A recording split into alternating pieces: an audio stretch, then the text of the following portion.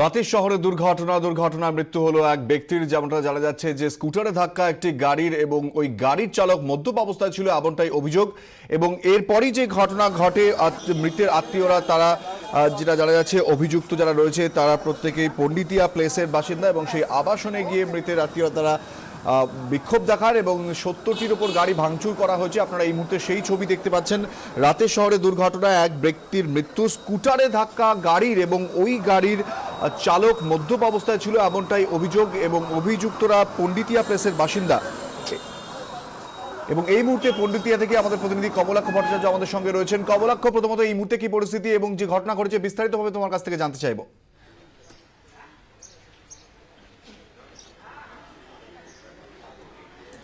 কুনাল, দেখো, রাত 2:45-এর একটি ঘটনা। সেখানে হাজরা রোডের উপরে একটি দুর্ঘটনা। সেখানে একটি মার্সিডিজ গাড়িতে একজন মহিলা সেই গাড়ি চালাচ্ছিলেন, সেখানে একটি স্কুটারের সঙ্গে ধাক্কা লাগে এবং সেখানে স্কুটার আরোহী অভিজিৎ পান্ডে 22 বছরের যুবক, তার মৃত্যু হয়। এবং তারপর ওই মার্সিডিজ গাড়িটি, আমি এই মুহূর্তে যেখানে দাঁড়িয়ে রয়েছি পণ্ডিতিয়া প্লেসের একটি অভিজাত আবাসন, এই মার্সিডিজ গাড়িটি নাকি এই আবাসন থেকে বেরিয়েছিল এমন অভিযোগ এনে এই আবাসনের মধ্যে চলে আসেন প্রায় 70 থেকে 80 জন যুবক। এবং তারপর এই আবাসনের ঠিক কি চেহারা হয়েছে আমি তোমাকে একটু দেখানোর চেষ্টা করব। এই অভিজাত আবাসনটির মধ্যে এটি হলো রিসেপশন রুম, সেখানকার এই মুহূর্তে চেহারা তোমাকে দেখাবো। এবং রিসেপশন রুমের মধ্যে সেখানে যে আসবাব রয়েছে, যাবতীয় জিনিস রয়েছে, সমস্ত কিছু ভাঙচুর হয়েছে।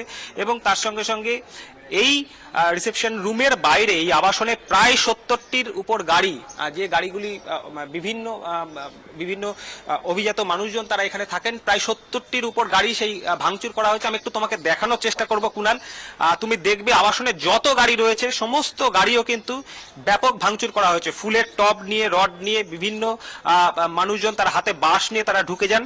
এবং সেই সময় এই আবাসনে যারা নিরাপত্তা রক্ষী ছিলেন তাদেরকে কার্যত মারধর করে এই আবাসনের মধ্যে তারা ঢুকে পড়েন।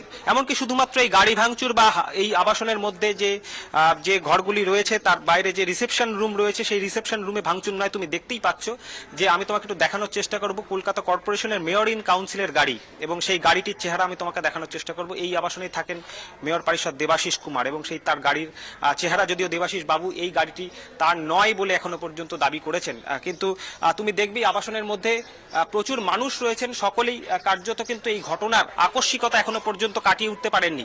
নিরাপত্তা রক্ষীদের মারধর করে আবাসনের মধ্যে এতজন উন্মত্ত যুবক তারা ঢুকে পড়ে এইভাবে কিভাবে তাণ্ডব চালাতে পারে। সেই সময় একটি দুর্ঘটনার পর পুলিশ খবর পেয়ে গিয়েছিল, এবং সেই খবর পাওয়ার পরেও কেন এত মানুষ মব অবস্থায় তারা এই আবাসনের মধ্যে ঢুকে পড়ে তা নিয়ে কিন্তু রীতিমতো তাদের একটা উদ্বেগ রয়েছে। আমার সঙ্গে রয়েছেন আবাসনের বাসিন্দা, তার সঙ্গে একটু কথা বলবো। কি সিচুয়েশন হয়েছিল সেই সময়? আপনারা ঘরের মধ্যে থেকে, আবাসনের মধ্যে থেকে কি দেখলেন? আমি দেখলো যে বাইরে থেকে 70 থেকে 80 লোক এসে গেছে, হঠাৎ সব ভাঙাচুরি এখানে চালু করে দিয়েছে। কিন্তু এখানে কেউ জানে না ও গাড়ি কোথাকার গাড়ি আছে।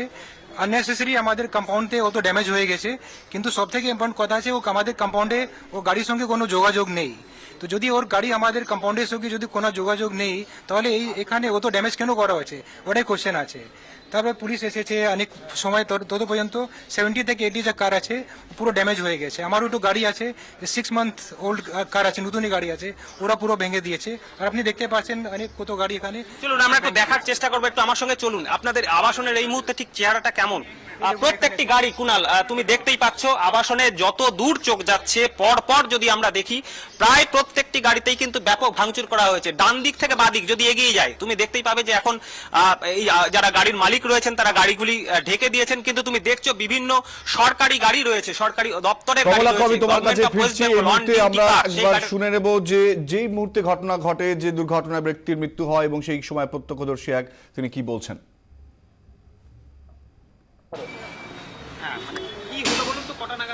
এই 2:30-3টে নাগাদ এই গাড়িটা হাজার দিয়ে আসছিল, ঠিক আছে? একটা গাড়ি এদিক দিয়ে আছে, হাজার দিয়ে আছে, প্যারাগন নার্সিংটা আছে, ওর সামনে 3টে ছেলে থাকে, একটা স্কুটির ভেতরে আর একটা মহিলা গাড়িটা চালাচ্ছিল।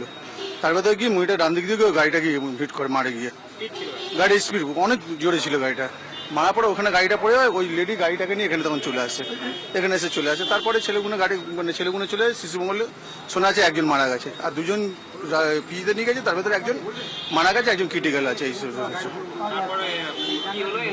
এলাকার কিছু ছেলেরা আছে, তারপরে এসে গাড়ি ফাড়িটা ভেঙে গেল। তারপরে ওইসিস বিল্ডিং এ শোনা গেছে, ওইসিস বিল্ডিং এর গাড়ি, এই গাড়িটা সেখানে গিয়ে কিছু লোক আছে গাড়ি ফাড়ি গিয়ে ওখানে গিয়ে ভাঙচুর করছে, এটা শোনা গেছে, জানি না এটা শোনা গেছে ওখানে। হ্যাঁ, তারা ওই স্কুটি চালাচ্ছিল কি বলতে, 3জনের ভেতরে ওই স্কুটির ভেতরে 3জন ছিল, তারা কে চালাচ্ছিল যে মারা গেছে কি না চালাচ্ছে এটা বোঝা যাবে। মহিলাকে আইডেন্টিফাই করা গেছে? এখন ওরাই আইডেন্টিফাই নিশ্চয়ই করতে পেরেছে, কারণ গাড়িটা ওইসিস গাড়ি, যার ওইসিস মিলের গাড়ি, তারা যখন গাড়িটা পেয়েছে ওই ওইসিস মিলে নিশ্চয়ই মহিলাটাকে আইডেন্টিফাই করতে পেরেছে ওরা। কমলাক্ষ আমাদের সঙ্গে রয়েছেন। কমলাক্ষ, এই ঘটনায় যার মৃত্যু হয়েছে স্কুটারে, অত্যন্ত মর্মান্তিক ঘটনা, কিন্তু যারাই ঘটনা ঘটালো পাশাপাশি ভাঙচুর চালালো তারা ঠিক কারা, তাদের বিরুদ্ধে এখন পর্যন্ত কি অভিযোগ দায়ের হয়েছে?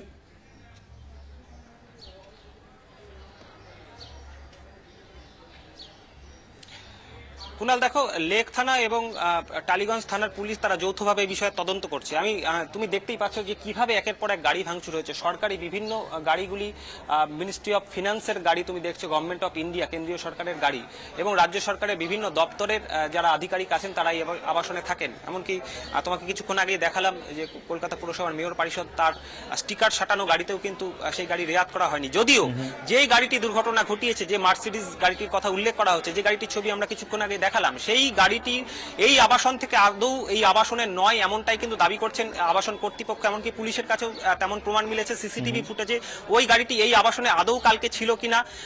হয়তো কোনো এমনও ক্ষেত্রে হতে পারে যে কারো রিলেটিভ এসেছিল গাড়িতে করে, তেমনও কিন্তু কোনো প্রমাণ মেলেনি। অর্থাৎ এই আবাসনে এই গাড়িটির কোনো যোগ নেই বলে আবাসন কর্তৃপক্ষ জানিয়েছে। কিন্তু একেবারে ধারণার বশবর্তী হয়ে এই ধরনের তাণ্ডব চলেছে এখনো পর্যন্ত। গাড়ি কাট সেই বিষয়ে কিন্তু পুলিশের কাছে সঠিক তথ্য আসেনি। পুলিশ অনুসন্ধান চালাচ্ছে এবং তার পাশাপাশি পণ্ডিতিয়া রোডে যারা অভিযুক্ত